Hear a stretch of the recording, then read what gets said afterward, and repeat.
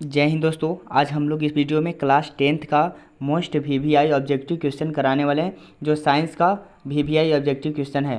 तो आप लोग वीडियो में अंत तक बने रहेगा दोस्तों।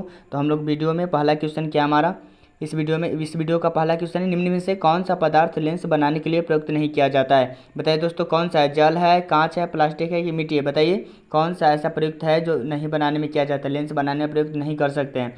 तो हम लोग बोलेंगे कि मिट्टी हम नहीं कर सकते उपयोग, मिट्टी को हम लोग लेंस बनाने में नहीं किया जा सकता है। इस तरह से हम लोग दूसरे नंबर प्रश्न की ओर देखेंगे दोस्तों। तालाब का जल कम गहरा दिखाई देने का कारण क्या है? बताइए, परावर्तन है कि विवर्तन है कि अपवर्तन है कि घूर्णन है? क्या जल्दी से बताइए, तो कमेंट बॉक्स में बताइए दोस्तों। तालाब का जल कम गहरा दिखाई देने का कारण क्या है? तो बताएंगे दोस्तों कि अपवर्तन है। क्या है दोस्तों? अपवर्तन है। इसी तरह से हम लोग तीसरे नंबर प्रश्न की ओर बढ़ेंगे।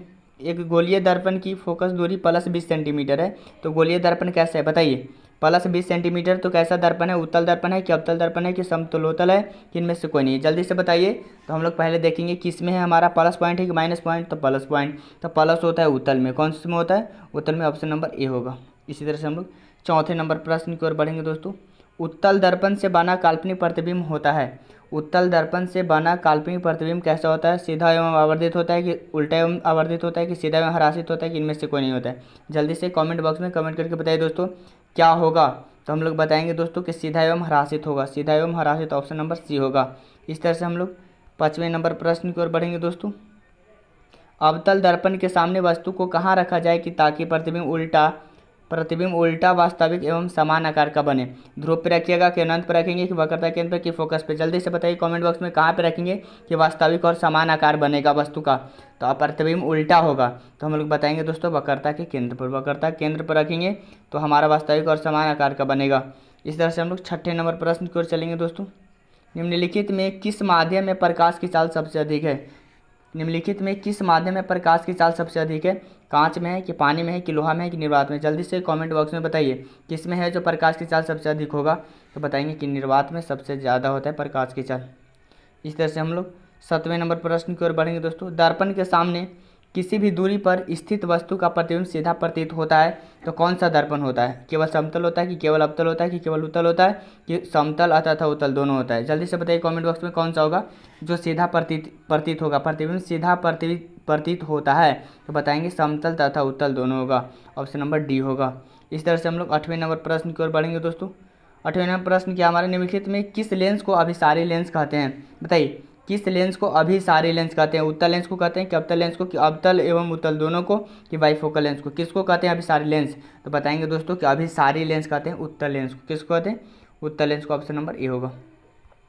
इस तरह से 9वें नंबर प्रश्न की ओर बढ़ेंगे। इनमें कौन दर्पण सूत्र है? तो दर्पण सूत्र बताइए दोस्तों क्या होता है? 1/v प्लस 1/u बराबर 1/f होता है कि 1/u प्लस 1/v बराबर 1/f होता है कि 1/v प्लस 1u/1 बराबर 1/f होता है कि? ऑप्शन नंबर डी होगा। जल्दी से बताइए कौन सा ऑप्शन होगा जो दर्पण सूत्र को नियम को लागू करेगा।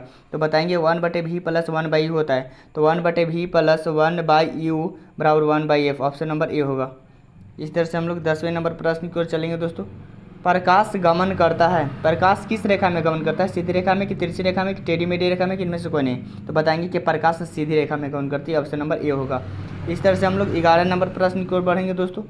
उत्तल दर्पण के सामने एक वस्तु को कहाँ रखा गया है कि जिसकी प्रतिबिंब की प्रकृति कैसी होगी? बताइए कहाँ रखा गया है कि जिसकी प्रतिबिंब की प्रकृति कैसी होगी?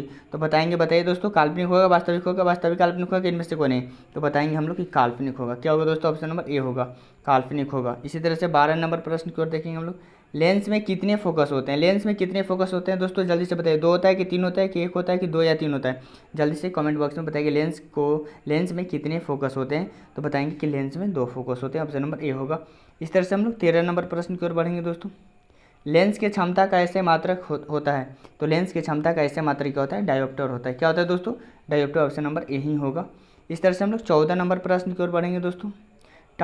टॉर्च एवं वाहनों के अग्रदीपों में किस दर्पण का प्रयोग किया जाता है? जल्दी से बताइए। टॉर्च एवं वाहनों के अग्रदीपों में किस दर्पण का प्रयोग करेंगे? अवतल दर्पण का कि उत्तल दर्पण का कि समतल का कि नहीं सभी? तो बताएंगे दोस्तों अवतल दर्पण का। किसका? अवतल दर्पण का उपयोग करेंगे हम लोग। इस तरह से हम लोग 15 नंबर प्रश्न की ओर बढ़ेंगे। वाहनों के साइड मिरर में पीछे देखने के दर्पण में किस दर्पण का प्रयोग किया जाता है? बताइए, वाहनों के साइड मिरर में किस दर्पण का प्रयोग किया जाता है? उत्तल के दर्पण का, कि समतल का, कि उत्तल का, कि अवतल का? बताइए किसका किया जाता है, किनमें से सभी का? तो बताएंगे हम लोग कि उत्तल दर्पण का प्रयोग किया जाता है। किसका? उत्तल दर्पण का। ऑप्शन नंबर सी होगा।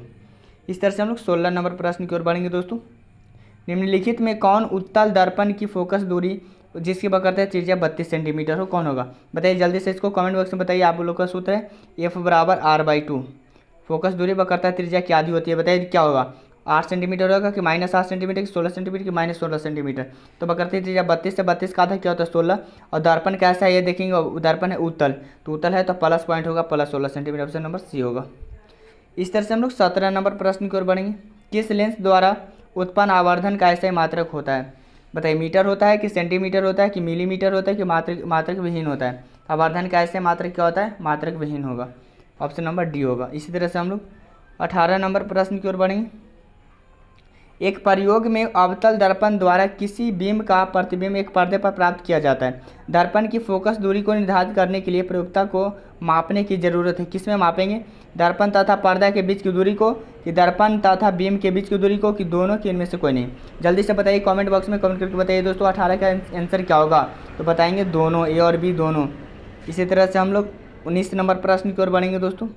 गोलीय दर्पण के परावर्तक पृष्ठ की वृत्ताकार सीमा रेखा का व्यास क्या कहलाता है? मुख्य फोकस कहलाता है, वक्रता त्रिज्या कहलाता है, प्रधान अक्ष कहलाता है, कि गोलीय दर्पण का द्वार कहलाता है? जल्दी से बताइए क्या कहलाता है। जल्दी से कमेंट बॉक्स में बताइए दोस्तों क्या कहलाएगा। 19 का आंसर क्या होगा? तो हम लोग बताएंगे कि गोलीय दर्पण का द्वारक होगा। इस तरह से 20वें नंबर प्रश्न की ओर बढ़ेंगे। कौन सा लेंस अपसारी लेंस भी कहलाता है? बताइए जल्दी से दोस्तों, बताइए कमेंट बॉक्स में कमेंट करके बताइए कौन से लेंस को अपसारी लेंस कहते हैं? अवतल को कहते हैं, कि उत्तल को, कि अवतल उत्तल दोनों को, किनमें से कोई नहीं? तो बताएंगे दोस्तों कि अपसारी लेंस अवतल लेंस को कहा जाता है। ऑप्शन नंबर ए होगा। इस तरह से हम लोग 21वें नंबर प्रश्न की ओर बढ़ेंगे दोस्तों। प्रकाश तरंग का उदाहरण है। प्रकाश तरंग का उदाहरण क्या है? जल्दी से बताइए दोस्तों, प्रकाश तरंग क्या है? ध्वनि तरंग है, कि विद्युत चुंबकीय तरंग है, कि पराबैंगनी तरंग है, कि इनमें से कोई नहीं है? तो प्रकाश तरंग एक विद्युत चुंबकीय तरंग होता है। ऑप्शन नंबर बी होगा। इस तरह से हम लोग 22वें नंबर प्रश्न की ओर बढ़ेंगे दोस्तों। दंत विशेषज्ञ किस दर्पण का उपयोग मरीजों के दांतों को बड़ा प्रतिबिंब देखने के लिए किया जाता है? समतल दर्पण का किया जाता है, कि अवतल का किया जाता है, कि उत्तल का किया जाता है, कि इनमें से सभी? जल्दी से बताइए दोस्तों किसको किया जाता है? तो हम लोग बताएंगे कि अवतल दर्पण का किया जाता है। किसका किया जाता है दोस्तों? अवतल दर्पण का। इस तरह से 23वें नंबर प्रश्न की ओर बढ़ेंगे हम लोग दोस्तों। किसी शब्दकोश में पाए गए छोटे अक्षरों को पढ़ते समय आप निम्न में से कौन सा लेंस पसंद करेंगे? +50 सेंटीमीटर फोकस दूरी का उत्तल लेंस, कि 50 सेंटीमीटर फोकस दूरी का अवतल लेंस, कि 5 सेंटीमीटर फोकस दूरी का उत्तल लेंस, कि 5 सेंटीमीटर फोकस दूरी का अवतल लेंस? तो बताएंगे दोस्तों कि 5 सेंटीमीटर फोकस दूरी का उत्तल लेंस। 5 सेंटीमीटर फोकस दूरी का उत्तल लेंस। ऑप्शन नंबर सी होगा। इस तरह से हम लोग 24 नंबर प्रश्न की ओर बढ़ेंगे दोस्तों। पानी में डूबे एक उत्तल लेंस की फोकस दूरी हवा में इसकी फोकस दूरी की अपेक्षा क्या होगी? अधिक होगी, कि कम होगी, कि अपवर्तित रहेगी, कि इनमें से कोई नहीं? तो जल्दी से बताएंगे दोस्तों कि कम होती है। क्या होती है? कम होती है। ऑप्शन नंबर बी होगा। इस तरह से हम लोग 25 नंबर प्रश्न की ओर देखेंगे। सोलर कुकर में प्रयोग किया जाता है। सोलर कुकर में किसका प्रयोग किया जाता है? तो हम लोग बताएंगे कि अवतल दर्पण का। किसका किया जाता है? अवतल दर्पण का। इसी तरह से हम लोग 26 नंबर प्रश्न की ओर बढ़ेंगे दोस्तों। एक अवतल लेंस होता है। एक अवतल लेंस किस में होता है? सभी जगह समान मोटाई का होता है, कि बीच की अपेक्षा किनारे में मोटा होता है, कि किनारों की अपेक्षा बीच में मोटा, कि इनमें से कोई नहीं? जल्दी से कमेंट बॉक्स में बताइए। एक अवतल लेंस होता है, क्या होता है अवतल लेंस में? तो बताएंगे कि किनारों की अपेक्षा बीच में मोटा। किनारों की अपेक्षा बीच में मोटा, तो किनारों की अपेक्षा बीच में मोटा। ऑप्शन नंबर सी होगा। इसी तरह से हम लोग 27 नंबर प्रश्न की ओर देखेंगे। किसी माध्यम के अपवर्तनांक का मान होता है। तो किसी माध्यम का अपवर्तनांक का मान क्या होता है? साइन ए बटे साइन आर होगा, साइन आर बटे साइन आई होगा, कि साइन आई गुने साइन आर होगा, कि sine I plus sine R होगा? तो हम बताएंगे कि अपवर्तनांक का मान होता है साइन आई बटे साइन आर। साइन आई बटे sine R. Option number A होगा। इसी तरह से हम लोग आगे नंबर प्रश्न की ओर बढ़ेंगे दोस्तों। 28 नंबर प्रश्न की ओर। प्रकाश के परावर्तन के कितने नियम हैं? प्रकाश के परावर्तन कितने में? 1 है, 2 है, कि 3 है, कि 4 है? बताइए दोस्तों। प्रकाश के परावर्तन के नियम 2 होते हैं। कितने होते हैं? 2 होते हैं। ऑप्शन नंबर बी होगा। इस तरह से हम लोग 29 नंबर प्रश्न की ओर देखेंगे दोस्तों। प्रकाश के अपवर्तन की कितनी नियम? लीजिए, इसमें उसमें परावर्तन पूछ रहा था, इसमें अपवर्तन है। तो अपवर्तन पहला ऑप्शन 1 है, दूसरा में 2 है, तीसरा में 3 है, चौथा में 4 है। तो अपवर्तन के कितने? इसका भी 2 ही नियम है। दोनों का 2 ही नियम होता है। इस तरह से 30वें नंबर प्रश्न की ओर बढ़ेंगे। एक उत्तल लेंस की क्षमता प्लस एक डायोप्टर है, तो लेंस की फोकस दूरी होगी क्या, जल्दी से बताइए क्या होगी। प्लस 10 सेंटीमीटर होगा, minus 10 centimetre, plus 100 centimetre, minus 100 centimetre. तो बताएंगे दोस्तों कि हम लोग का एक डायोप्टर है, लेंस कैसा है, उत्तल है, तो प्लस 100 सेंटीमीटर होगा। ऑप्शन नंबर सी होगा। अगर आप लोग को वीडियो पसंद आया होगा दोस्तों तो चैनल को सब्सक्राइब कर दीजिएगा, वीडियो को लाइक करना मत भूलिएगा दोस्तों। और जितने क्लास 10th का 2025 के लिए तैयारी कर रहे हैं उन सभी लोगों के पास आप लोग एक बार वीडियो को शेयर जरूर करिएगा दोस्तों। जय हिंद दोस्तों।